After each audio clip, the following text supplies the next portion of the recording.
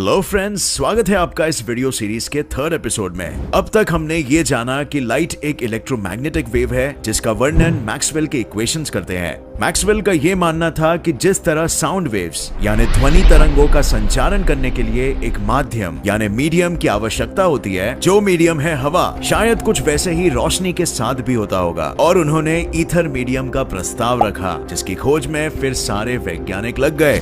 Albert Michelson और Edward Morley ने इतिहास की सबसे सेंसिटिव एक्सपेरिमेंट की और ये एक्सपेरिमेंट भी ईथर को खोज पाने में नाकामयाब रही। अब लोगों को शक होने लग गया मैक्सवेल के इस आइडिया पर। इस पर जॉर्ज फिट्जगेराल्ड और हेनरिक लॉरेंस ने लॉजिक दिया, शायद ईथर में चलने वाली सारी चीजों के आकार में थोड़ा बदलाव आ जाता हो, और जिसकी वजह से एक्सपेरिमेंट में कोई भी नतीजा नहीं निकल पाया। लेकिन ये बात एल्बर्ट आइंस्टाइन को कुछ ठीक नहीं लगी, क्योंकि अब तक हम तो ईथर को डिटेक्ट ही नहीं कर पाए थे। सो अगर समझदारी से सोचा जाए तो ईथर और उसके वजूद को डिफेंड करने का कोई तर्क ही नहीं बनता, बल्कि हमें एक ऐसी किसी थियरी की जरूरत है जो बिना ईथर के काम करती हो, और अगर वो एक्सपेरिमेंटल रिजल्ट्स पर खरी उतरती है तो ईथर का एग्जिस्टेंस ऑटोमेटिकली डिस्प्रूव हो जाएगा। और उन्होंने एग्जैक्टली यही अपने new theory of special relativity के साथ करके दिखाया। क्या आप सोच सकते हो कि एक चलता हुआ ऑब्जेक्ट आकार में छोटा होते चले जा सकता है और उसके लिए समय यानी टाइम भी स्लो होने लगेगा? आइंस्टाइन के स्पेशल रिलेटिविटी के दो मुख्य कॉन्सेप्ट्स लेंथ कॉन्ट्रैक्शन और टाइम डायलेशन कुछ ऐसे ही हैरान कर देने वाले पर्सपेक्टिव्स प्रेजेंट करते हैं। स्पेशल रिलेटिविटी और भी कई नई चीजों को साथ लेकर आती है जिन्हें लोग उस समय समझ ही नहीं पाए थे, और इसी वजह से उन्हें कई किस्म के विचित्र सवाल परेशान करने लगे थे, जिनमें से सबसे फेमस था द ट्विन पैराडॉक्स। अब फ्रेंड्स, ट्विन पैराडॉक्स को समझने से पहले हमें यह जानना होगा कि स्पेस टाइम क्या है और किस तरह से आइंस्टाइन के स्पेशल रिलेटिविटी ने न्यूटन के जाने माने आइडियाज को चुनौती दी और उन्हें हमेशा के लिए बदल दिया। न्यूटन थे तो जीनियस साइंटिस्ट, लेकिन उनके समय में ऐसा माना जाता था कि स्पेस और टाइम दोनों अलग है। हर वस्तु का आकार एब्सोल्यूट होता है, यानी वो कभी भी चेंज नहीं होगा। पर फ्रेंड्स, अगर देखा जाए तो आइंस्टाइन के हिसाब से लाइट के स्पीड के करीब एक क्यूब शेप का बॉक्स क्यूबॉइड के रूप में नजर आने लगता है। तो फिर ऐसा क्यों होता है? अब ये आइडिया थोड़ा नया जरूर है, क्योंकि हमारी धारणा कुछ ऐसी है कि हम असल जिंदगी में चीजों के आकार में कोई बदलाव नहीं देखते, लेकिन स्पेशल थियरी ऑफ रिलेटिविटी और न्यूटन्स लॉ ऑफ मोशन में सिर्फ एक ही कॉन्सेप्ट का फर्क है, जिसे हम रिलेटिविटी ऑफ साइमल्टेनिटी के नाम से जानते हैं। अब ये रिलेटिविटी ऑफ साइमल्टेनिटी क्या है? तो स्पेशल रिलेटिविटी हमें बताती है कि कोई इवेंट अगर एक फ्रेम ऑफ रेफरेंस यानी दृष्टिकोण में एक साथ हुई हो, तो जरूरी नहीं कि दूसरे फ्रेम ऑफ रेफरेंस में भी ऐसा हो। इमेजिन कीजिए, आप एक ट्रेन की बोगी में हैं, जिसके फ्रंट और एंड में एक एक लाइट बल्ब है, और दोनों बल्ब को एक ही स्विच से कनेक्ट किया गया है ताकि आप एक साथ दोनों बल्ब को ऑन या फिर ऑफ कर सको। इन बल्ब्स का स्विच बोगी के सेंटर में है और उसके आसपास आप भी खड़े हो। अब ट्रेन चलने लगी है और आपने बल्ब्स को ऑन कर दिया। आपके लिए दोनों बल्ब्स एक ही साथ ऑन होंगे, क्योंकि दोनों बल्ब से निकली हुई लाइट आपकी आंखों तक एक ही साथ पहुंचेगी, और जिसकी वजह से आपको दोनों बल्ब्स एक साथ ऑन होते हुए नजर आएंगे। लेकिन फॉर एग्जाम्पल, अगर आपका एक दोस्त उसी प्लेटफॉर्म पर खड़ा हो तो उसके लिए ऐसा बिल्कुल नहीं होगा। उसे वो बल्ब पहले जलती हुई दिखेगी जो उसके पास है, क्योंकि दोनों बल्ब से निकली हुई लाइट सेम स्पीड से उसके तरफ ट्रैवल करेगी, लेकिन एक लाइट को ज्यादा समय लगेगा दूसरे के मुकाबले, और उस इंसान के नजरिए में दोनों बल्ब्स एक ही साथ नहीं जलेंगे। मतलब दोनों घटनाएं नॉन साइमल्टेनियस होगी। बट फ्रेंड्स, ये तो हर कोई पहले से जानता है, राइट? इसमें आइंस्टाइन ने नया क्या किया? तो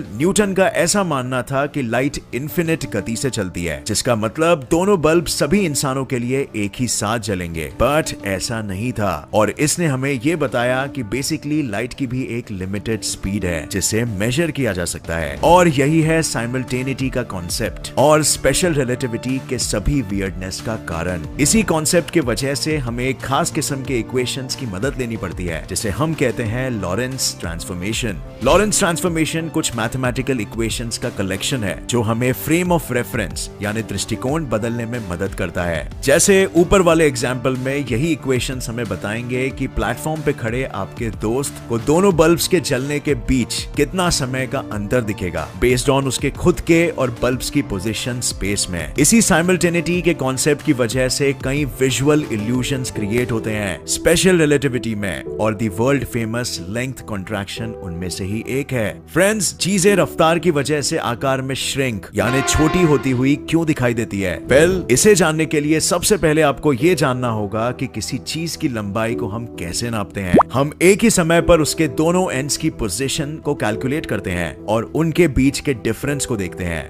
फ्रेंड्स, जब मैं कहता हूं एक ही समय पर, तो जरा गौर कीजिए, क्योंकि ये बहुत ही इंपॉर्टेंट स्टेटमेंट है जिसका बहुत बड़ा प्रभाव रिलेटिविटी पर पड़ता है। यहाँ इंपॉर्टेंट बात यह है कि हमें एक ही टाइम पर उस ऑब्जेक्ट के दोनों एंड पॉइंट्स को मेजर करना है, पर साइमल्टेनिटी की वजह से तेज रफ्तार में होने पर यह संभव नहीं हो पाता है और नतीजन दोनों एंड पॉइंट्स को हम एक ही पल में मेजर नहीं कर पाते, और इसीलिए हमें वो चीज का आकार छोटा दिखाई देने लगता है। लेकिन साइमल्टेनिटी सिर्फ लेंथ के ही मेजरमेंट को इफेक्ट नहीं करती, बल्कि टाइम यानी समय की रफ्तार को भी इफेक्ट करती है, और इसे ही हम दी टाइम डायलेशन कहते हैं। टाइम डायलेशन हमें समय के बहाव के बारे में बताता है। स्पेशल रिलेटिविटी में टाइम रिलेटिव है, एब्सोल्यूट नहीं। लेकिन इसका क्या मतलब हुआ? तो वेल, बिल्कुल गौर से सुनना। रिलेटिविटी के मुताबिक समय का बहाव ब्रह्मांड में हर जगह अलग अलग गति से होता है, और इसी वजह से एक यूनिवर्सल फ्लो ऑफ टाइम जैसी कोई भी चीज नहीं होती। यानी समय हर एक ऑब्जेक्ट के लिए अलग अलग गति से आगे बढ़ती है, इवन आपके लिए और आपके दोस्तों के लिए। हम तक सूरज की किरणों को आने में 8 मिनट्स लगते हैं। सूरज के फ्रेम ऑफ रेफरेंस यानी दृष्टिकोण से देखा जाए तो हम हर वक्त 8 मिनट पास्ट में हैं, और अगर सन अपनी जगह से गायब हो जाए तो इसका पता हमें 8 मिनट बाद ही लगेगा। अक्सर हम इन बातों को समराइज करने के लिए कह देते हैं कि पास्ट, फ्यूचर और प्रेजेंट सभी एक साथ यूनिवर्स में एग्जिस्ट करती है, क्योंकि आपका पास्ट किसी का फ्यूचर और किसी का फ्यूचर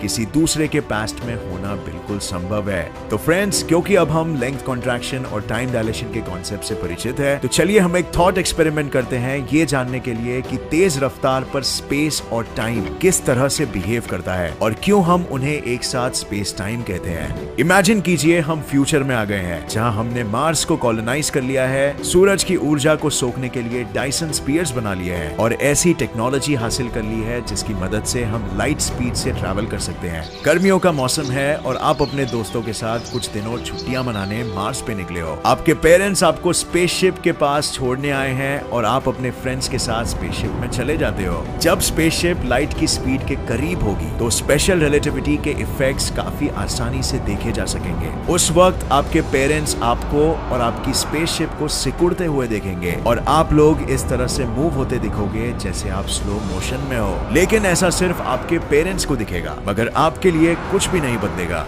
यूनिवर्सल स्पीड लिमिट।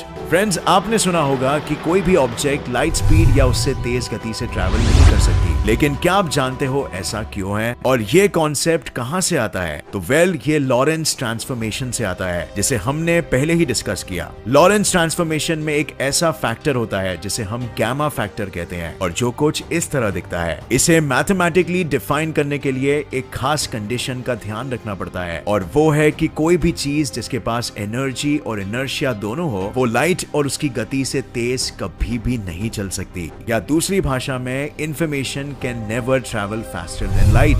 लेकिन अब ये इंफॉर्मेशन ट्रांसफर का क्या मतलब है? मैं सुन सकता हूं आप ये पूछ रहे हो। तो वेल, कोई भी चीज जिसका इस्तेमाल हम किसी भी प्रकार के कम्युनिकेशन के लिए कर सकते हैं, जैसे लाइट के वेव्स जिसमें हम उनके एम्पलीट्यूड, फ्रीक्वेंसी या वेवलेंथ को चेंज करके मैसेज कम्युनिकेट कर सकते हैं। लाइक फॉर एग्जांपल, अगर हमारे वेव की एम्पलीट्यूड 5 नैनोमीटर से ज्यादा है तो उसे हम बाइनरी लैंग्वेज में 1 मानेंगे, और नहीं है तो उसे 0 माना जाएगा, और लो, हो गया आपका कम्युनिकेशन डिवाइस तैयार। इसे कहते हैं इंफॉर्मेशन ट्रांसफर, जो कि लाइट के स्पीड से फास्ट कभी भी नहीं हो सकता। तो फ्रेंड्स, अगर आप स्पेसशिप में बैठे बैठे हो और आप बोर हो गए हो, तो चलिए एक वॉक पर चलते हैं। इस वक्त आपकी स्पेसशिप 99.9999% लाइट की स्पीड से चल रही है, और अगर आप अंदर स्पेसशिप में 0.001% लाइट की स्पीड से और एक्सेलरेट कर सको, तो कॉमन सेंस कहता है कि आप स्पीड लिमिट यानी लाइट की स्पीड को पार कर दोगे। लेकिन वेल, ऐसा नहीं होगा, क्योंकि आपके लिए सिर्फ स्पेस ही नहीं बल्कि टाइम भी स्लो हो जाएगा, कुछ इस तरह से कि आप यूनिवर्सल स्पीड लिमिट जो कि लाइट की स्पीड है को वायलेट ना कर सको। मानो ऐसे जैसे स्पेस और टाइम मिलकर आपके खिलाफ एक षड्यंत्र रच रहे हो, मगर आपको इस बारे में जरा सी भी भनक नहीं पड़ेगी और आपके दोस्तों को भी नहीं।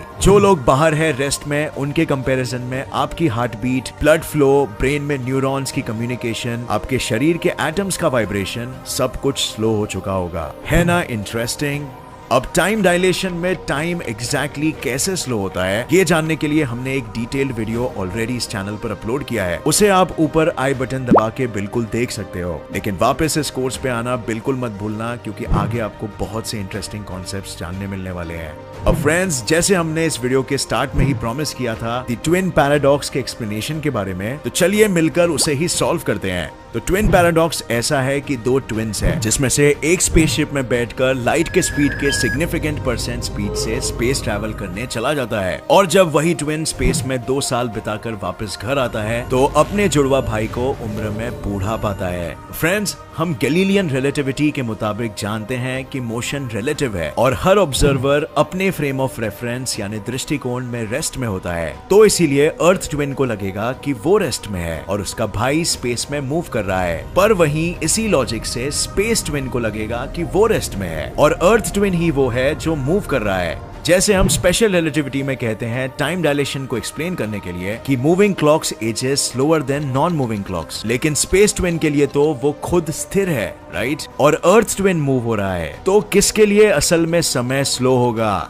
Well, obviously the space twin के लिए। लेकिन इसके पीछे का सिंपल रीजन ये है कि अर्थ ट्विन अपने इनर्शियल फ्रेम ऑफ रेफरेंस में स्थिर है, जहां दूसरी तरफ स्पेस ट्विन एक्सेलरेट होता है 3 बार। एक बार स्पीड अप होने के लिए, दूसरी बार यू टर्न लेते हुए और तीसरी बार डी एक्सेलरेट होते हुए, जो विज्ञान की नजर में एक्सेलरेशन की ही तरह है। यही एक्सेलरेशन इस ट्विन पैराडॉक्स का सोल्यूशन है, और जो ट्विन एक्सेलरेट कर रहा था सिर्फ उसी के लिए टाइम डायलेशन होगा। टाइम दोनों के लिए अलग अलग रेट से फ्लो हो रही थी, पर फ्लो रेट में बदलाव सिर्फ एक्सेलरेशन के समय ही आता है। और फ्रेंड्स, यही था द ट्विन पैराडॉक्स और उसका सोल्यूशन। और इसी के साथ हम बढ़ते हैं अगले वीडियो की तरफ। आने वाले वीडियो में आप जानेंगे कि कैसे आइंस्टाइन की स्पेशल रिलेटिविटी ने आपके रोजमर्रा की जिंदगी को पूरी तरह प्रभावित किया, और जो आपके इस दुनिया को देखने का नजरिया ही बदल देगा। तो मिलते हैं नेक्स्ट वीडियो में, तब तक के लिए जय हिंद।